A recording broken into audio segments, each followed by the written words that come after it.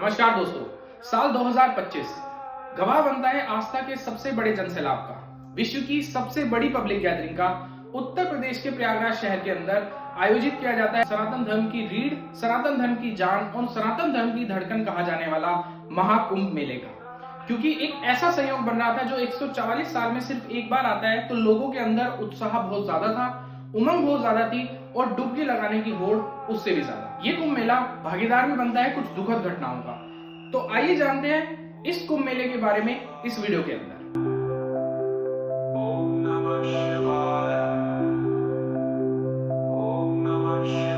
13 जनवरी 2025 कुंभ मेले का पहला दिन, पौष पूर्णिमा, पहला अमृत स्नान और ऑफिशियली आगाज होता है महाकुंभ मेला 2025 का। हालांकि 13 जनवरी को ऑफिशियल डेट होती है कुंभ मेले के स्टार्ट की, पर जिस क्षेत्र के अंदर कुंभ मेला चल रहा था यानी कि प्रयागराज संगम क्षेत्र के अंदर, उस क्षेत्र में पहले से ही बहुत ज्यादा रौनक हो जाती है। प्रयागराज शहर में गाजे बाजों के साथ, हाथी घोड़े पालकियों के साथ अखाड़ों का प्रवेश होता है प्रयागराज शहर के अंदर। इन अखाड़ों को एक निर्धारित स्थान दिया जाता है सरकार के द्वारा, क्योंकि कई सारे बहुत पुराने अखाड़े हैं जो चलते हुए आ रहे हैं, जो सनातन धर्म को अपने कंधों पर लेकर चल रहे हैं। वो है जैसे जूना अखाड़ा, महानिर्वाणी अखाड़ा, आनंद अखाड़ा, अग्नि अखाड़ा और भी अन्य अखाड़े।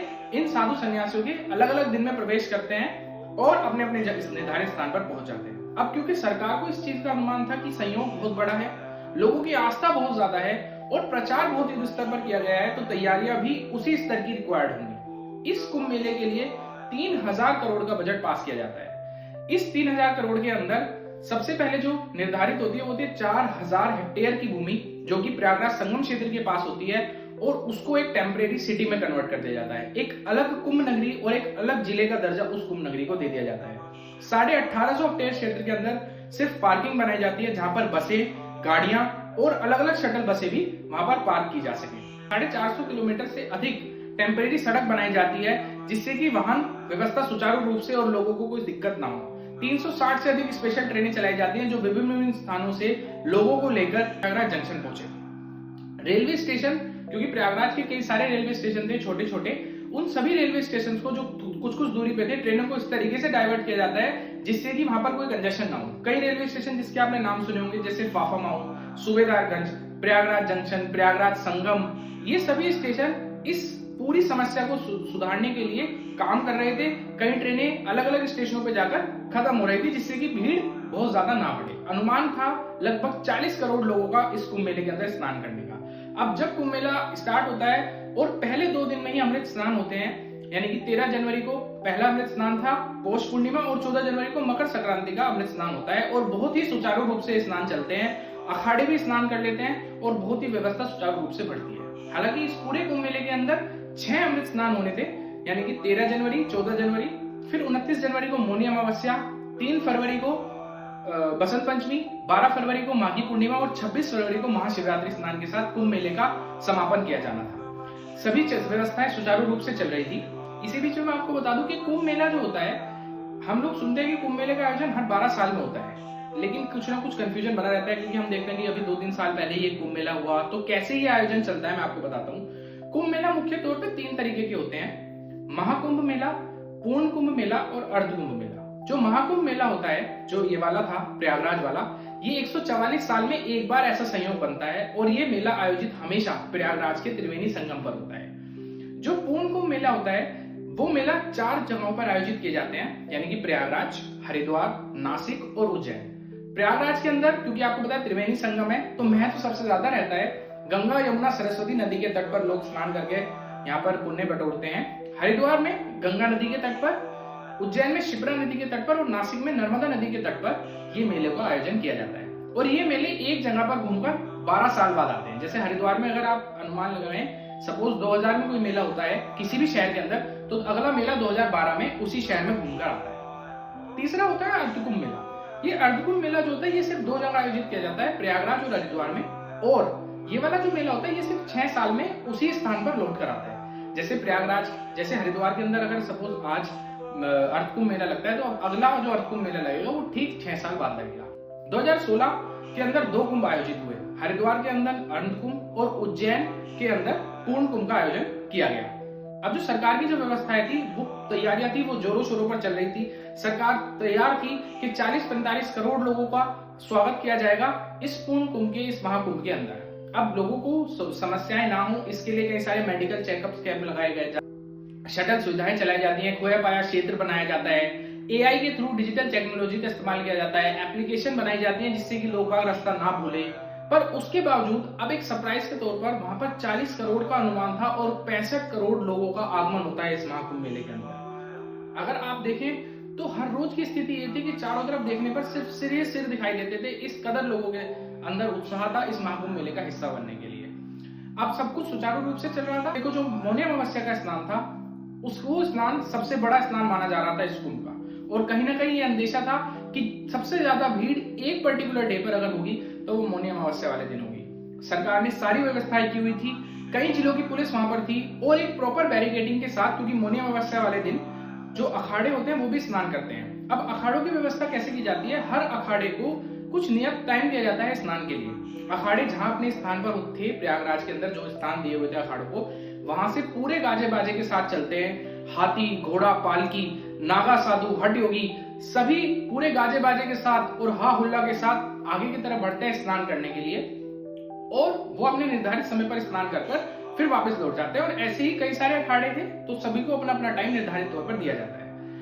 अब यही काम 29 जनवरी वाले दिन, मौनी अमावस्या वाले दिन, जिस दिन अमृत स्नान था, रात के तकरीबन 1:30 बजे का समय था और अखाड़ों को सुबह 4 बजे, 4 साढ़े 4 बजे का टाइम दिया हुआ था, जो पहला अखाड़ा जिसको स्नान करना था। क्योंकि अखाड़े गाजे बाजे के साथ आते हैं, मैं आपको बताऊं, सारे नागा साधु होते हैं, सारे साधु सन्यासी होते हैं, पालकी होती है, हाथी घोड़े होते हैं। तो तकरीबन 1-1.5 घंटा पहले सभी अखाड़े अपने अपने स्थान से निकल जाते हैं और पूरे गाजे बाजे के साथ वो संगम क्षेत्र पर पहुंचते हैं। अब संगम नौच क्षेत्र पर कहीं ना कहीं लोगों के दिमाग में ये चीज भी रही कि हमें कहीं और ना नहा के सिर्फ संगम नौच क्षेत्र में नहाना है, क्योंकि तीनों नदियों का संगम सिर्फ संगम नौच क्षेत्र में हो रहा है। इस चक्कर के अंदर रात के तकरीबन 1:30 बजे का समय था मौनी अमावस्या वाले दिन। उस संगम नौच क्षेत्र के अंदर बताया जाता है लगभग 70-80 लाख लोग वहां पर मौजूद थे।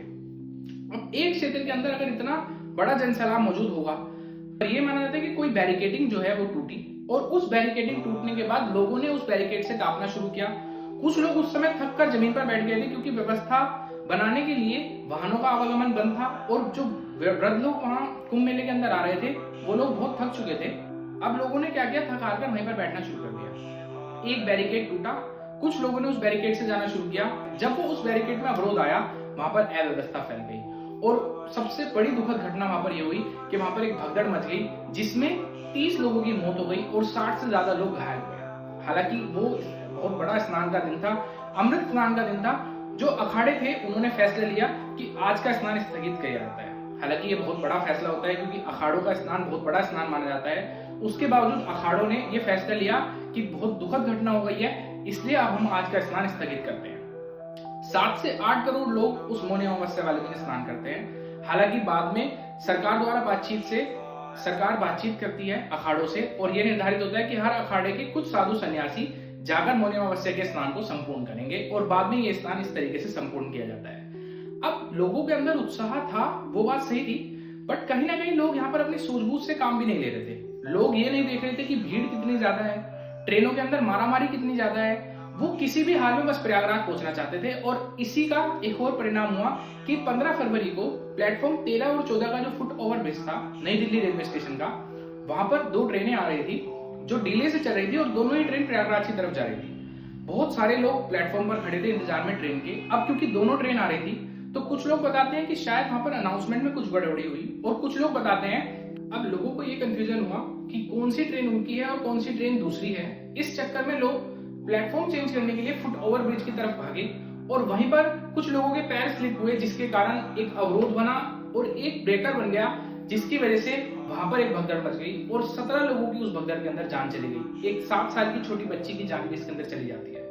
ये भी एक बहुत दुखद घटना सामने आती है। हालांकि पुलिस द्वारा इस स्थिति को भी जल्दी से जल्दी कंट्रोल में ले लिया गया, पर यहाँ पर भी एक दुखद घटना कुंभ के कारण होती है। अब इसके अलावा कुछ और घटनाएं भी हुई जहां पर लोगों ने रेलवे इंफ्रास्ट्रक्चर पर अपना गुस्सा निकाला। एक वंदे भारत ट्रेन पर पत्थर मारने का इंसिडेंट हुआ, ऐसी एक और ट्रेन पर पत्थर बजाने का इंसिडेंट हुआ। ऐसे ही हम बात कर सकते हैं गोरखनाथ स्टेशन के अंदर। गोरखनाथ स्टेशन पर एक ट्रेन जो कि स्पेशल ट्रेन थी और वो लखनऊ से जा रही थी प्रयागराज जंक्शन की ओर। बाहर तकरीबन 300 लोग खड़े थे जो उस ट्रेन में चढ़ने के लिए तैयार थे, पर आपको पता था क्योंकि ट्रेनों का हाल इतना बुरा चल रहा था कि स्लीपर और जनरल के डिब्बे सब बराबर हुए थे, सब रिजर्वेशन नॉन रिजर्वेशन सब जगह भीड़ ही भीड़ थी। वहां पर जैसे ही वो ट्रेन रुकती है तो लोग अंदर से दरवाजे बंद कर लेते हैं और बाहर से लोगों को चढ़ने नहीं दिया जाता। अब बाहर के जो लोग थे वो इतना गुस्सा जाते हैं इस चक्कर में कि वो तकरीबन 2 डिब्बों के अंदर 2 बोगियों के 12 से 13 शीशे तोड़ देते हैं। अब इसके कारण अंदर बैठे हुए लोगों उनको चोट लगती है और माइनर इंजरीज वहां पर रिपोर्ट की जाती है। तो रोडवेज की कई बसें अलग अलग शहरों से, प्राइवेट बसें, प्राइवेट टैक्सियां अलग अलग शहरों से प्रयागराज पहुंच रही थी। हालांकि पार्किंग की व्यवस्था थी, पर वो व्यवस्था भी एक लिमिट तक काम कर सकती थी, उसके बाद वो व्यवस्था भी चरमरा जानी थी। और वही हुआ, जब लोग प्रयागराज की तरफ बढ़े तो इतना घंटों का लंबा जाम का सामना उनको करना पड़ा, और जाम भी इस कदर कि लोग 24-24 घंटे जाम में खड़े रहे और प्रयागराज में उनको एंट्री नहीं मिली। अब यहाँ पर क्योंकि भीड़ बहुत ज्यादा हुई, उम्मीद से ज्यादा भीड़ चली, तो कुछ लोगों ने इसमें अपॉर्चुनिटी देखी। अब जाहिर सी बात है, जब कहीं पर कोई आयोजन किया जाता है तो वो बिजनेस के लिए बहुत ही अच्छा आयोजन भी था। लोगों के जिनके अपने होटल थे, जिनकी अपनी दुकानें थी, उनके पास मौका था पैसा कमाने के लिए और उनको बिजनेस करना भी चाहिए था। बट यहाँ पर कुछ लोगों ने इसका गलत फायदा उठाना स्टार्ट किया। जो बाइक वाले लोग, जैसे जो लोग जाम में फंस गए, वहां से लोग बाइक से लोगों को अंदर ले जाने लगे प्रयागराज क्षेत्र में, और हर किलोमीटर के हिसाब से उन्होंने 300, 400, 500 रुपए मांगे लोगों से। अगर 10 किलोमीटर का सफर बचा हुआ था तो लोगों से 5-5 हजार रुपए लेने के लिए वो लोग तैयार थे। और क्योंकि भीड़ बहुत ज्यादा थी, कुछ लोगों ने भी पैसे दिए भी, जिसके कारण बहुत अव्यवस्था रही। अब बुजुर्ग लोग जो नहीं चल सकते थे वो कुंभ मेले के अंदर पहुंचे। वहां पर क्योंकि पैदल चलने के लिए ही जगह नहीं थी, तो ई रिक्शा वगैरह और वाहनों की एंट्री बंद थी। तो बाइक से, क्योंकि वहां के लोकल इंडिविजुअल थे और वो बाइक का रास्ता जानते थे, तो उन्होंने बाइक से ले जाना शुरू किया लोगों को। हालांकि व्यवस्था बनी, पर उनमें से कुछ लोग ऐसे भी थे जिन्होंने इन व्यवस्थाओं को गलत फायदा उठाया और लोगों से बहुत अतिरिक्त पैसे चार्ज किए। कमरों में भी लोगों को कुछ समस्याएं सामने आई, जो सुनने में आता है कि लोगों ने प्री बुकिंग कर रखी थी कमरों की। जब एट द स्पॉट वो लोग अपनी फैमिली को लेकर वहां पहुंचे तो उनको पता लगता है कि कमरा पहले से चढ़े हुए थे, यानी कि कमरे पहले से बुक हो चुके थे और उन लोगों को वहां पर एंट्री मना कर दी गई। क्योंकि डायनामिक प्राइसिंग चल रही थी, जितने में बुकिंग हुई थी हो सकता है उससे ज्यादा में बुकिंग मिल गई हो। जो 600 रुपए के कमरे थे उनके रेट 4-4 हजार रुपए तक पहुंच गए। अब रोडवेज और ट्रेन की हालत मैंने आपको बताई। अब बात आती है फ्लाइट्स की। जो एयरवेज से जो लोग आ रहे थे, अब क्योंकि प्रयागराज जंक्शन, प्रयागराज जो हवाई अड्डा है वो इतना बड़ा हवाई अड्डा नहीं है, कुछ लिमिटेड फ्लाइट्स वहां पर आती हैं। अब जो जनरली जो प्राइसिंग रहती है वो ये रहती है कि दिल्ली से प्रयागराज की जो टिकट रहती है वो लगभग 3,500 से 5,000 तक रहती है। वो टिकट 14-14 हजार रुपए तक चलेगी। मुंबई से आने की टिकटें 20-20 हजार रुपए तक की थी। इतनी ज्यादा डायनामिक प्राइसिंग हो गई कि वो टिकटें लोगों के बजट से ही बाहर हो गई और एयरवेज का रास्ता भी इस तरीके से बंद हुआ। और अब एक महाकुंभ मेला एक ऐसा क्षेत्र बन गया जहां पर लोगों को पहुंचना तो था, पर हर रास्ते में उनको एक रुकावट समझ में आ रही थी। जो वहां पर नाविक थे, वहां पर भी कुछ ऐसा हुआ कि डायनामिक प्राइसिंग के कारण, यानी कि मौका परस्ती के हिसाब से, उन लोगों ने भी बहुत ज्यादा अमाउंट चार्ज किया लोगों से। एक 7 लोगों के ग्रुप ने ये चीज बताई कि उन लोगों को संगम क्षेत्र तक ले जाने के लिए, जो तकरीबन 3-4 किलोमीटर पर होगा, 18,000 रुपए मांगे गए नाव वाले के द्वारा। कई लोगों ने बताया कि कई किलोमीटर लोगों को पैदल चलना पड़ा। लोगों ने बताया कि लोगों को रहने के लिए, ठहरने के लिए कमरे नहीं मिले। लोगों ने बताया कि उनको खाने के लिए खाने की दिक्कत होने लगी, क्योंकि खाने के भी रेट बहुत ज्यादा बढ़ गए थे। अब बात यह आती है कि जहां पर लोगों का गुस्सा फूटा, जहां पर लोगों को अव्यवस्था लगी और जहां पर सरकार की तैयारियां एक तरफ थी, अब कुछ लोगों का इसमें मिक्स ओपिनियन सामने आता है। कुछ लोगों का कहना यह था कि जितनी भीड़ थी एक शहर के अंदर, उतनी भीड़ को कंट्रोल करना पॉसिबल था ही नहीं, और सरकार ने जितनी व्यवस्था कर रखी थी उतनी व्यवस्था बहुत इनफ थी, नहीं तो बहुत ज्यादा कुछ बड़ा इंसिडेंट हो सकता था या फिर बहुत बड़ी दुर्घटना हो सकती थी जितने लोग एक समय पर वहां मौजूद थे। वहीं एक दूसरी ओपिनियन जो लोगों के सामने आती है वो ये आती है कि सरकार ने जब इतने मेजर तौर पे इसका प्रचार किया, इतने मेजर तौर पे देश विदेश से लोग वहां पर पहुंचे, तो व्यवस्थाएं और बेहतर होनी चाहिए थी, और जो ये दुखद घटनाएं हुई, ये घटनाओं का जिम्मेदारी सरकार को लेनी चाहिए। अब इसमें आप लोगों की क्या ओपिनियन बनती है, आप लोग मुझे बताएं। मैंने सिर्फ आपको वो सारी चीजें बताई हैं जो मुझे अलग अलग जगहों से पता लगी। हालांकि इस कुंभ मेले के अंदर अगर आप देखें तो कुछ चीजें वायरल हुई जो कुंभ मेले के दौरान बहुत तेजी से वायरल हुई। जैसे एक मोनालिसा करके एक लड़की थी जो 16 साल की लड़की थी, जो कि गुलदस्ते बेचती थी, जो IIT बाबा करके बंदा था, वो बहुत वायरल हुए। IIT बाबा वायरल हुए। एक हैरी पॉटर बंदा जो कि हैरी पॉटर के जैसा दिखता था, वो बहुत वायरल हुआ है। एक बुजुर्ग जिनकी श्रीमती जी 3 बार खो गई एक ही कुंभ मेले के अंदर, वो इंसिडेंट बहुत वायरल हुआ। ऐसी कई वायरल घटनाएं हुई और लगभग 1-1.5 महीने तक सारे न्यूज चैनल और सारे देश के अंदर सिर्फ कुंभ मेले की चर्चा चलती रही। और इसी के साथ 26 फरवरी को ये कुंभ मेला समाप्त हुआ और इसके बाद सभी कर्मी जो इसके अंदर जुड़े हुए थे उत्तर प्रदेश सरकार ने उनको पुरस्कृत किया। इस सुविधाओं के अंदर कुछ पेंटोन पुल भी बनाए गए थे। पेंटोन पुल होते हैं जो पीपा पुल बनाए जाते हैं। ये पीपा पुल वो होते हैं जो कि नदी से जिससे घूम के ना जाना पड़े, वो सीधे नदी के दो किनारों को जोड़ देते हैं। तो तकरीबन 30 पेंटोन पुल बनाए गए थे जो टेम्परेरी थे। ये मेला प्रयागराज पर एक बहुत बड़ी छाप छोड़कर गया, लोगों के दिलों में एक बहुत बड़ी छाप छोड़कर गया कि सनातन की किस प्रकार उमड़ाव और जन सैलाब लोगों ने देखा, इससे लोग भाव विभोर हो गए। अब इस कुंभ मेले के बारे में आपकी क्या अपनी राय है या फिर आपका क्या अपना एक्सपीरियंस है, कृपया नीचे कमेंट में जरूर शेयर करें। अगले विषय के साथ मैं आपसे मिलता हूं। धन्यवाद।